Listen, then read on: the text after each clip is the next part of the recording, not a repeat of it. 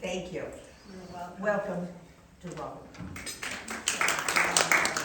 I'm gonna put this back here. That's fine. I don't wanna knock it over and I wanna be able to see You don't wanna everybody, talk into so- the, Anyway, so thank you for having me. And I'm gonna do my best to do it in 20 minutes. I might go a little bit longer because I have some stories to tell that I think you'll enjoy. Next Sunday is Mother's Day. So how many mothers do I have in the room? Like just about everybody. How many of you have got cards that you've saved for years? I've always saved my cards. These are precious cards. I've tucked away some that are over 50 years old from my sons when they were in grammar school. So the handmade ones, those that have that special handwritten note, they're just, you can't replace those. This is my second Mother's Day since the passing of my own mom. Hi, sweetheart. She wants to talk too. My mom was almost 96 when she passed. My last memory of her was tucking her into bed, kissing her goodnight, having her squeeze my cheeks and tell me for the umpteenth time how much she loved me, how grateful she was for being able to live near me. She was in a little apartment connected to my home. She was just a doorway away from my help if she needed it. And it's a really sweet and precious memory for me. She passed peacefully in her sleep that night, as she had always wanted to do, and her passing wasn't traumatic. It did change forever the way Mother's Day shows up. I'm no longer trying to find that perfect Mother's Day card, and trying to think of ways to make her feel special. I knew my mom was drawing near the end of her life. Her death wasn't a shock. She was ready, and she was actually looking forward to what might be awaiting her on the other side. We had actually made a list of family and friends that might be there to greet her. And one of the angels on the other side was Michael, her grandson, my youngest son. I didn't know when I kissed my son Michael goodbye on a Monday evening in July 2013, as he left to visit his dad, that it was my last time to see him alive. That change was completely unexpected.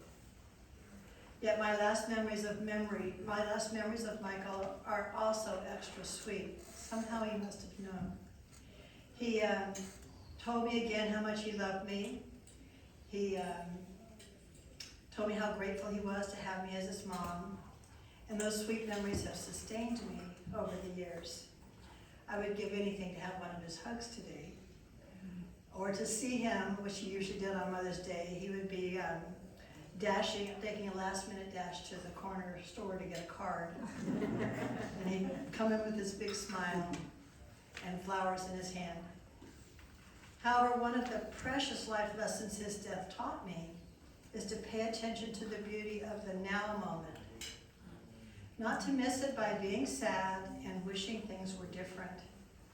It is so easy to get caught up wishing for what used to be, the good old days. But when we're in these good old days, were we present or were we wishing for some other good old days? So I'm no stranger to change, and I doubt if anyone in this room is a stranger to change. None of us are protected from it. What's so is everything changes. And we can either resist it or we can embrace it. I've concluded the best approach is to accept that change happens, fuss if we must, but then remember to relish the happiness and joy that we have in our present moment, because we never know when it could all change again.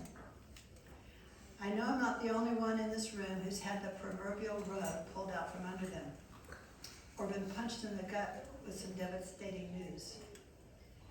Adversity does not discriminate. Doesn't care how old you are, doesn't care that your life's been going along real smoothly. I'm going to read a list of events which I'm calling Stuff Happens. Some people would say another word, but I'm calling it Stuff Happens. I suspect most of you, if you've been on this planet long enough, can check a few of these off. I know for me, I can check off at least 8. So you're in the Stuff Happens group.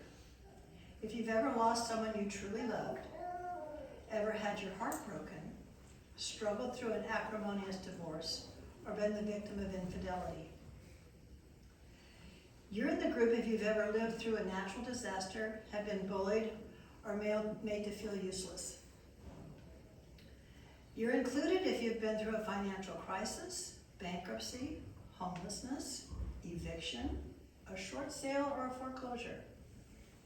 If you've ever had a miscarriage, an abortion, or struggled through infertility, you made the Stuff Happens group. And finally, you made the list if you or anyone you love has had to cope with mental illness, dementia, addiction, some form of physical impairment, or suicide. So, if you're willing, would you raise your hand if you've been admitted to the Stuff Happens group? So if you look around, we're all in the club. So the question is not how do we make it, it's not what happens, the question is how do we make adversity work in our favor? How do we choose to get better instead of bitter? So Michael's death, more than any other event in my life, called upon me to tap into an inner strength. I believe adversity can be our greatest teacher, forcing us to dig deep and find that strength. It requires what I'm going to call resilience mindset. There's some go-to strategies available to any of us that we can learn. And the first one is to recognize that stuff happens and it's not personal. Resilient people get that suffering is part of life.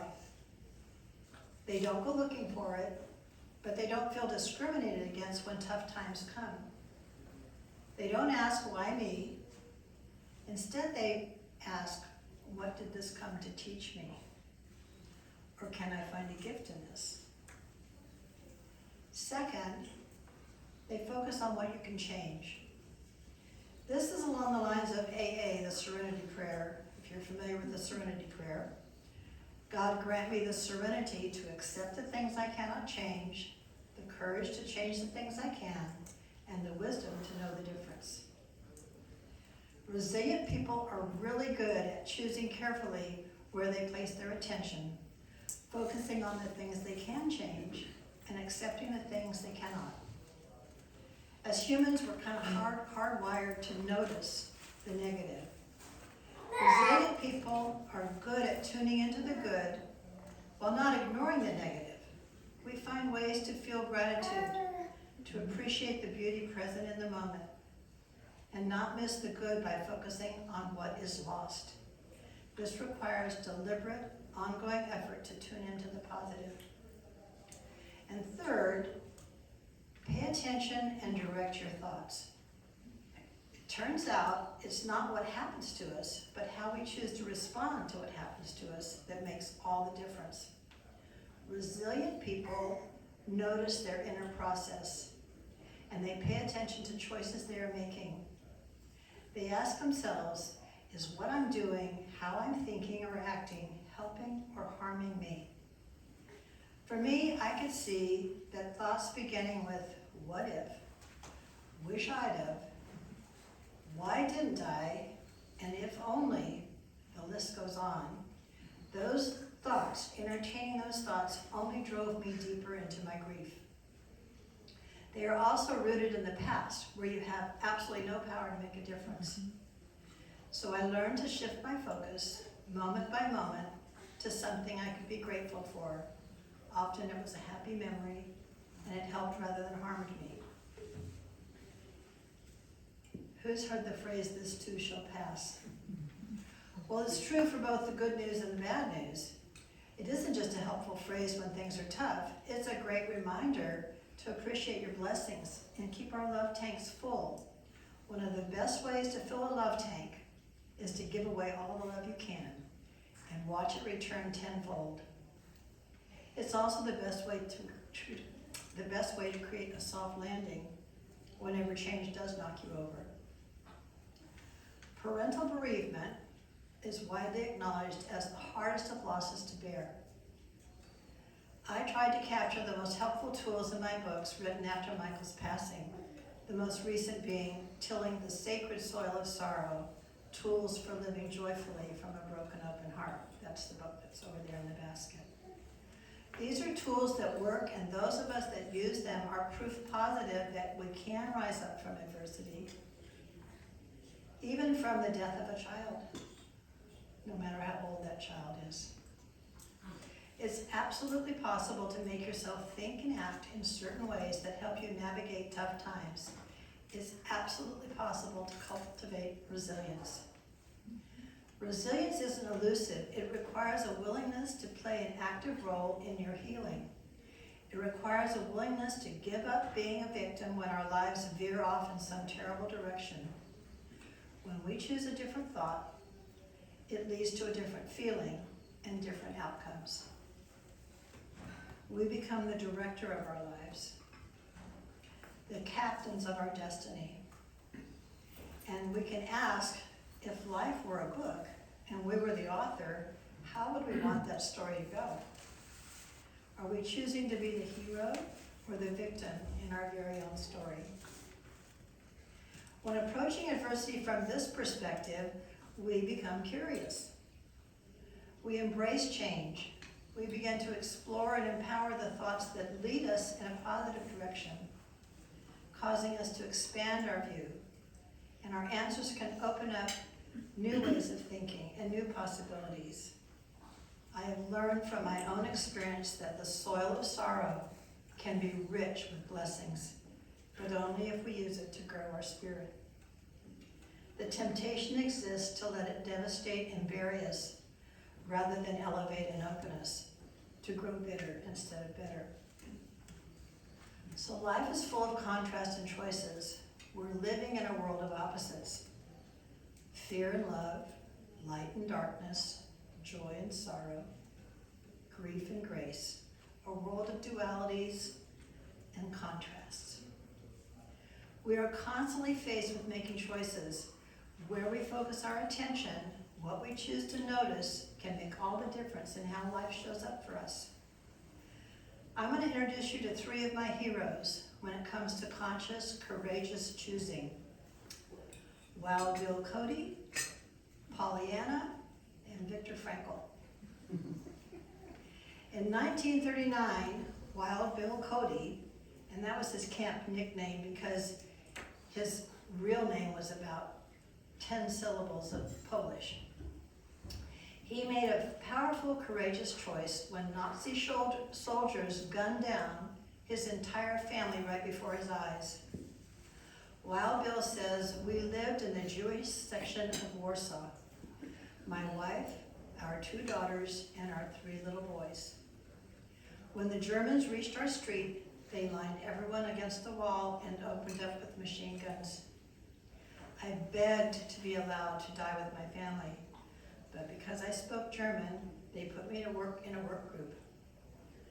I had to decide right then whether to let myself hate the soldiers who had done this. It was an easy decision," he says, "really. I was a lawyer. In my practice, I had seen too often what hate could do to people's minds and bodies. Hate had just killed the 6 people who mattered most to me in the world. I decided then and there I would spend the rest of my life, whether it was a few days or many years, loving every person I came in contact with." When the concentration camps were liberated, Wild Bill's posture was erect, his eyes were bright, his energy was tireless. Many thought he must have just arrived at the camps. Since he was fluent in English, French, German, and Russian, as well as Polish, he had become a kind of unofficial camp translator. The American soldiers who were liberating the prisoners came to him with all sorts of problems, attempting to relocate people whose families and even whole hometowns had disappeared. They report that even though Wild Bill worked 15 and 16 hours a day, he showed no signs of weariness. While the rest of the troops were drooping with fatigue, Wild Bill seemed to gain strength. His compassion for his fellow prisoners glowed on his face. and it was to this glow that others came when their own spirits were low. Bill had been at Wuppertal since 1939. For 6 years, he had lived on the same starvation diet. He had slept in the same airless and disease-ridden barracks as everyone else, but without the least physical or mental deterioration. Perhaps even more amazing, every group in the camp looked to him as a friend. He was the one to whom quarrels between inmates were brought for arbitration, a rarity in a compound where the different nationalities of prisoners hated each other almost as much as they did the Germans. Loving every person, this was the power that had kept a man well in the face of every deprivation. He chose better over bitter, a courageous choice he continued to make over and over again. Where in our lives can we be more like Wild Bill Cody? Who needs more of our love and less of our judgment? I want to be like Wild Bill. I want to choose love and forgiveness. Who remembers the story of Pollyanna? It's one of my favorite stories. So Pollyanna, the young orphan who had to go live with her Aunt Polly, who wasn't really very fond of children and lived a very proper and controlled life, she had a tough time of it.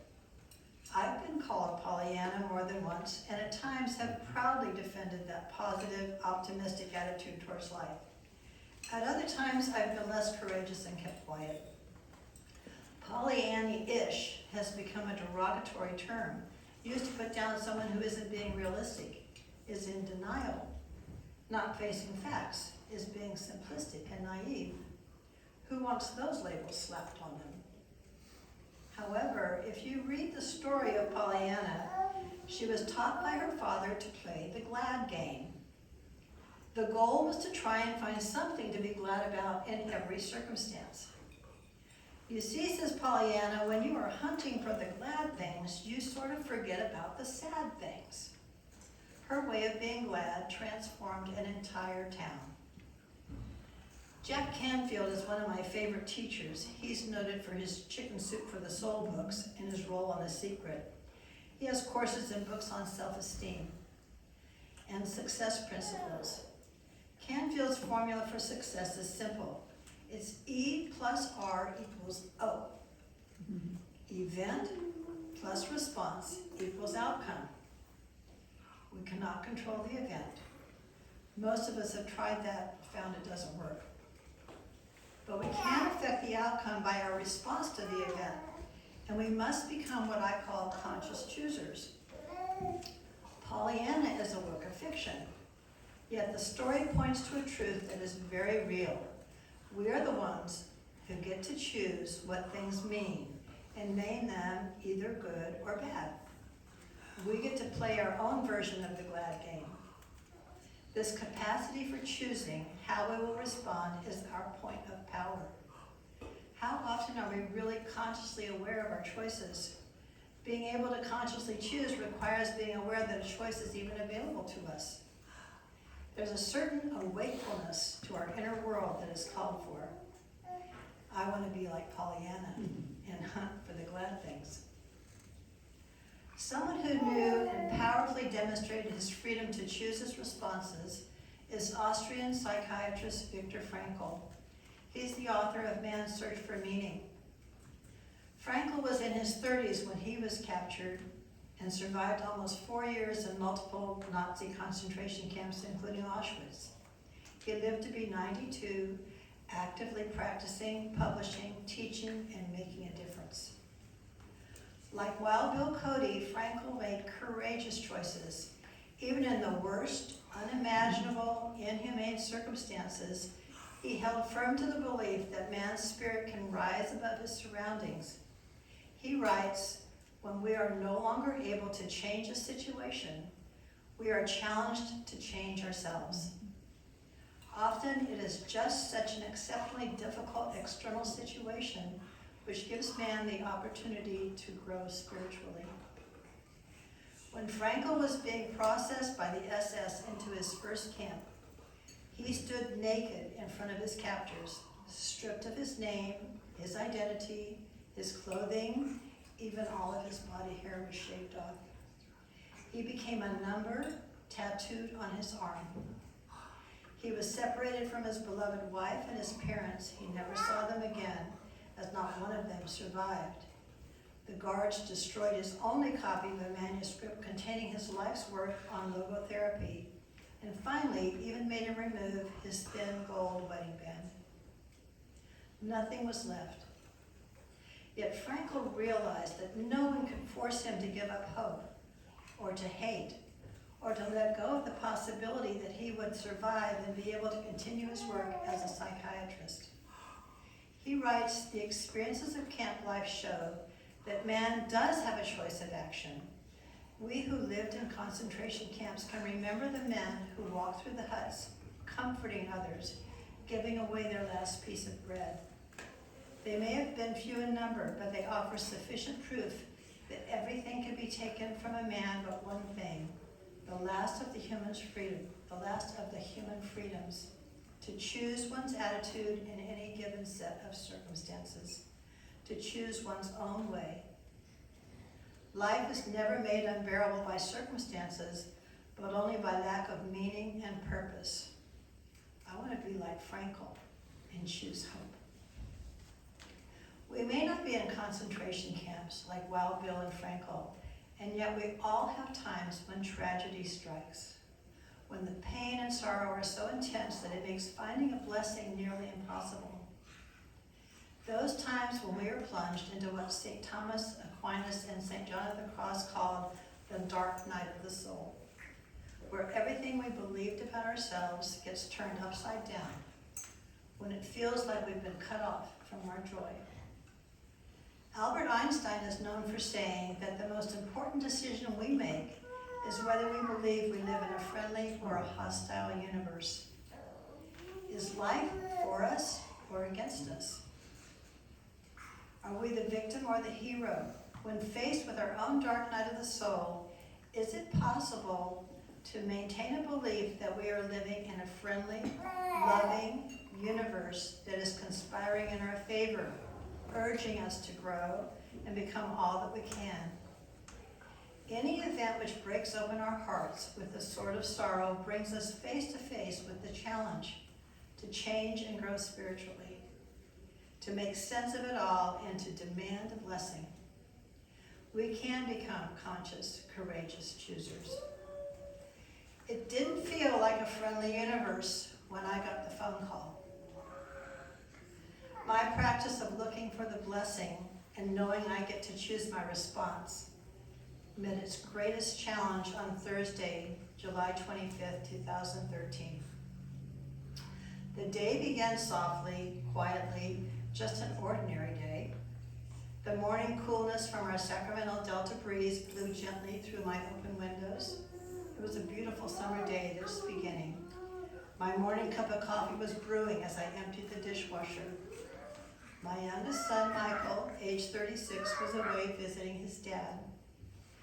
He had called 2 nights before, saying he was going to visit for another night or so.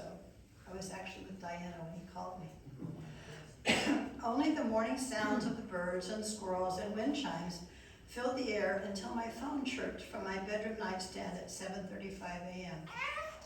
That call forever changed my life. When I answered, my ex-husband's wife identified herself and began telling me what felt like a very long story about my son Michael and a truck. Maternal alarms fired off inside of me as I asked, "Where's Michael? Is Michael okay?" Thinking he must be injured. I heard her say, "I don't want to tell you this," followed by the words, "Michael's gone." My mind could not grasp the impact of the most dreadful words any parent could ever hear. No parent could ever prepare themselves for news like this. I certainly didn't see anything good in the death of my precious son, and my inner Pollyanna was silenced. I plodded through the next few days, making impossible decisions, preparing to celebrate Michael's sweet life. I was dealing with the finality of his death. I wondered if my shattered heart could ever feel whole again. When I look back at the first 5 days, from hearing the news to sitting with my family and friends on my patio after his celebration of life service, I could see that I experienced the full complement of human feelings and emotions. Shock, despair, pain, sadness, numbness, confusion, fear, anger, regret, and a pain in my heart that is difficult to describe. But I also experienced hope, as well as laughter, joy, love, compassion, tenderness, gratitude, awe, and wonder. These emotions continued to cycle through my life for several months as I groped my way through the grief and the sorrow. I wrestled with this pain and demanded that it give me a blessing. I held on to the rock of my belief that even in the darkest moments, I could experience hope and love. I journaled. I turned to Michael, still my best friend, even though no longer here in the flesh, asking him for guidance and help. We began learning a new language of connection while I blindly inched my way along the path from pain to peace. I wasn't sure what possible good could come of Michael's death, but I was determined to see if I could create some. If life dared to take from me such a treasure, then I believed it must absolutely bring me an equally positive blessing. This became my quest, my vision, to find good, to allow it to win with me, to say yes to the sweetness of life, and to light the way for others on this path. Anyone faced with what seems like an insurmountable wall of grief can access the upward spiral of healing. The impact of what feels like a huge loss, the death of a loved one, especially a child, the ending of a marriage, a diagnosis, a prolonged illness, has the potential to either devastate and destroy your life or transform you, taking you on a journey of the heart that will lead you through a doorway into a more powerful, connected, and purposeful life. There is an upward flow of healing energy inviting you and pulling you forward into wholeness if you step fully into it. Joy will be there if you welcome and watch for it, if you can stay open to the possibility of healing. Sometimes it's impossible to tell the difference between tears of sadness and tears of joy, as they both pour forth from a broken open heart. So let the tears flow, surrender into the experience, and it will allow you to float to the surface of the pain, to trust the love that sustains and heals and holds you. Mother Teresa says, let no one ever come to you without leaving better and happier. Be the living expression of God's kindness. Kindness in your face, kindness in your eyes, kindness in your smile.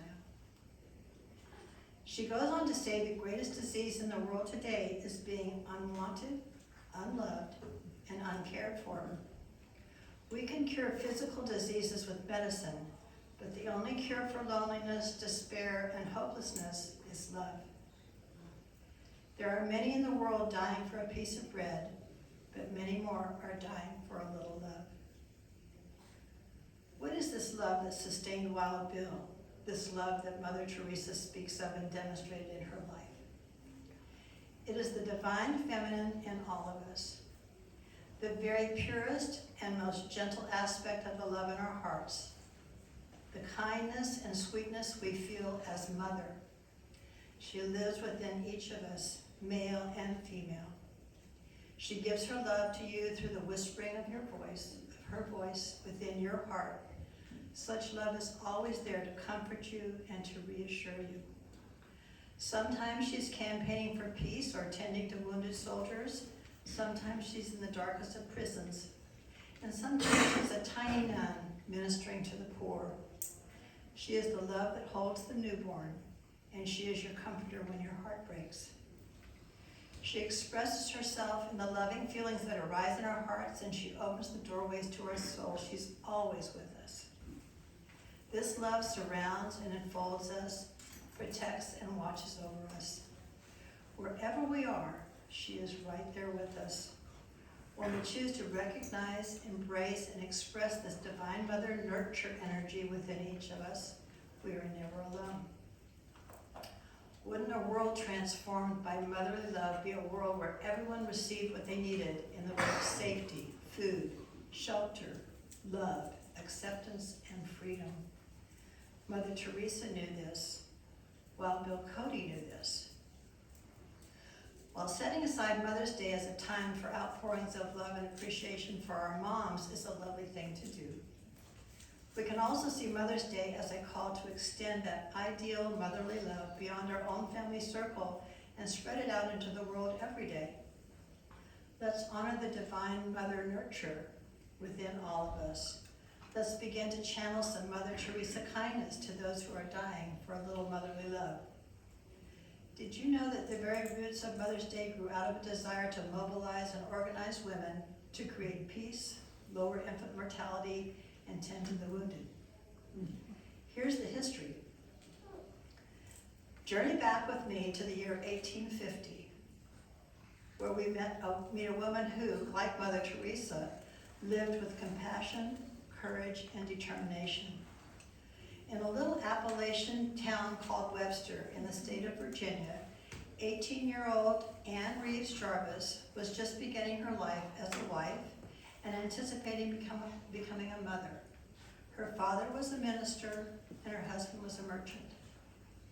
By age 35, Anne had given birth to at least 11 children, and some accounts say 13. And only 4 lived to become adults.